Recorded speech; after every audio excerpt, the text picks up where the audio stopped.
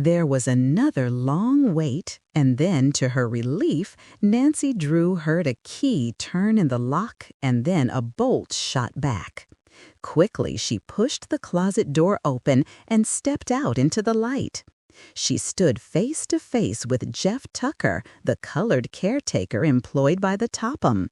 The robbers had led her to believe that they had harmed the old fellow, and Nancy was glad to see him well and happy, albeit a little too happy, for Jeff Tucker plainly had had a bit too much to drink. Jeff still knew very well what was going on about him, but a certain alcoholic glitter in his eyes and his somewhat unsteady stance informed Nancy that he was not just as sober as the proverbial judge. She suspected that while he had been absent on his convivial celebration, the robbers had made off with the Topham furniture, for even in his condition of semi-inebriety, Jeff seemed to realize that something was amiss. He stared at Nancy, then his eyes roved about the topsy-turvy room. "Say, white girl, you tell me where all this here furniture is at." Nancy smiled in spite of herself at the old caretaker's bewilderment, for try as he might, he evidently could not rationalize the situation. "The most definite information I can give you," she said, "is that some robbers carted it away. If you had been here attending to your duty, it would never have happened." "'At's right, blame me. I ain't supposed to be no standing army. I's just a plain colored man with a wife and 7 chillun a-dependin' on me. No, Mom, I ain't having no truck with them machine gun boys." Jeff paused and passed his hand over his forehead as if he were trying to wipe away the alcoholic cobwebs that were accumulating about his perceptive faculties. Then suddenly he pointed a bony finger at Nancy and demanded, "How come you here?" "That's a fine question for you to ask," replied Nancy indulgently. "But I don't mind telling you. I arrived just as the robbers were hauling off the last of the furniture. They locked me in the closet. I must have been there for hours." "You was in dat closet all dat time." Jeff's voice suddenly took on a pathetic tone. "You po' child. Suppose you had a starved to death, da, or the house had burned down, or you was scared into fits, or— There now, Jeff, don't take on about what might have happened to me. I'm all right." Nancy determined to try persuasion on the old fellow in order to find out what had happened to him. "Tell me where you were last night," she suggested gently. "Well, miss, it was dis here way. I was out in da yard a-chorin' around last night and a-thinkin' how I wished I was someplace where I wasn't. Just any place. I didn't mind where. I was just all fed up being a caretaker and taking care of all dis truck from morning till night. It ain't such an exciting life, miss, and while I's done sowed all my wild oats, I still sows a little rye now and den." "Yes, Jeff, I can smell that on your breath right now." Jeff wiped the back of his hand over his mouth in an apparent effort to keep his rye-laden breath from being propagated into the atmosphere. "You can't blame me, miss," he protested. "He give it to me." "Who is this he?" "Why, dat white man who drives up in de big sedan. He sees me out thar and knows how lonesome and useless I feels. So he says, 'Jeff, hop in. I know a place why.' So in I hops. 'Course I locked up dis high house and de barn and seen that everything was safe." "Safe? From the looks of this room, one could hardly call it that." "Oh, well, miss, it looked safe, and I felt safe, too, when we whizzed off in dat big CAR. Den dis white man, he says, 'Jeff, how about a little drink?' And I says, 'I don't mind, seeing it's you.' Den I had one and some mo' too, I guess, 'cause after while I didn't feel like I was riding in no automobile at all. I thought dat de chariot had done gone and swung low, and I was buying walk it off to some place in de general direction of heaven." "Well, that was a fine thing to do, I must say," Nancy commented. "Then what happened?" I comes to.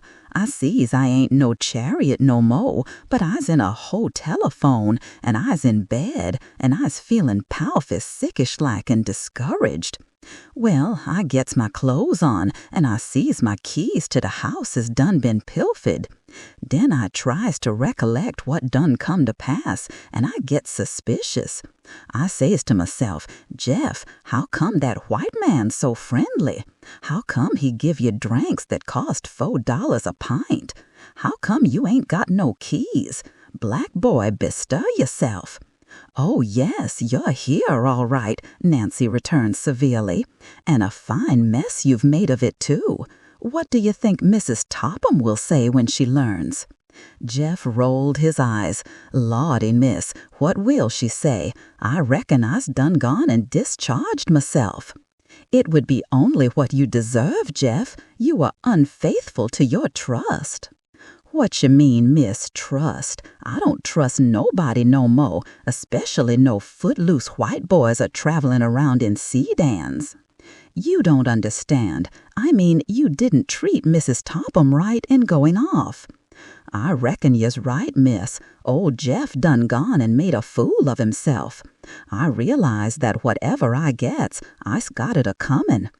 A tear rolled out on Jeff's black, furrowed old cheek, and he wiped it away with his handkerchief. There, Jeff, Nancy said consolingly. Let's forget about what has been done and think about what we can do to straighten things out. I'll try to help you. We must report the robbery to the police right away. Is there a telephone in the house? No, miss. We ain't got no telephone here. We always uses the RFD. Then we shall have to go to town as quickly as we can in my car. Do you suppose that you would recognize the man who enticed you away, Jeff? Say, would I 'member him? I'd recognize that man in a bootlegger's convention. He was tall and slick-looking, with a kind of a gimme look in his eyes. Yes, Mom, I sure would know that baby. Before leading the way to her roadster, Nancy Drew thought of the old Crowley clock again, and all that it might mean in the solving of the mystery of the will. Jeff, as caretaker, would surely know whether or not it was in the bungalow before the robbery. Tell me something, Jeff, she said. Was there an old clock in the house? A tall, square-faced mantel clock? Yes, miss, but all I ever done to it was dust it. I never wound it up to see if it would run. I's got a watch of my own. Jeff punctuated his remarks by taking a large silver open-face watch from his pocket and holding it to his ear. She's done run down, too. I reckon that I was in that ho-telephone when I should have been tending to this watch. Never mind the watch, Jeff. You're sure there was a clock in the house then? Oh, I's dead rights on dat, miss. Dar sure was. I recollects that clock just as plain as day. I wouldn't forget that clock. No, Mom, never. Nancy now felt almost certain that this was the clock which contained the notebook telling of what disposal had been made of the Crowley will, and that it had been stolen by the robbers. She must recover the clock, and there was only one way. The thieves must be apprehended and the stolen good returned. With this thought in her mind, she rushed out toward her roadster, calling to Jeff to follow. "I's a-comin', miss," Jeff called. "Just a minute." He half hobbled off behind the house out of Nancy's sight while she sat waiting impatiently in her roadster. She started the engine and warmed it up, but Jeff still failed to return. She called to him, but there was no response. Finally, she could stand the suspense no longer. Jumping to the ground, she set off to find out what had become of the old scamp. She found Jeff leisurely performing an elaborate facial ablution at the cistern pump. He would pump his hands full of water and then, with a great spluttering noise, dash it against his face. "For goodness sake, Jeff," said Nancy, provoked, as she came upon him. "Don't you realize I've been waiting for you? Those robbers will probably be in the next state before we even succeed in notifying the police." "'Scuse me, miss, but I's taking a little wash." "I see you are, but can't that wait?" "But dis here wash is important. I just wants to get good and sober before I goes into that police station, and this cold water is good for what ails me." Coax, wheedle, or threaten, Nancy was unable to hurry Jeff a minute. But at last he had finished, and Nancy, with a sigh of relief, loaded him into the waiting roadster. As she stepped upon the accelerator and the car moved slowly out onto the highway, she wondered where the old Crowley clock was now, and whether she would ever be able to recover it from the thieves.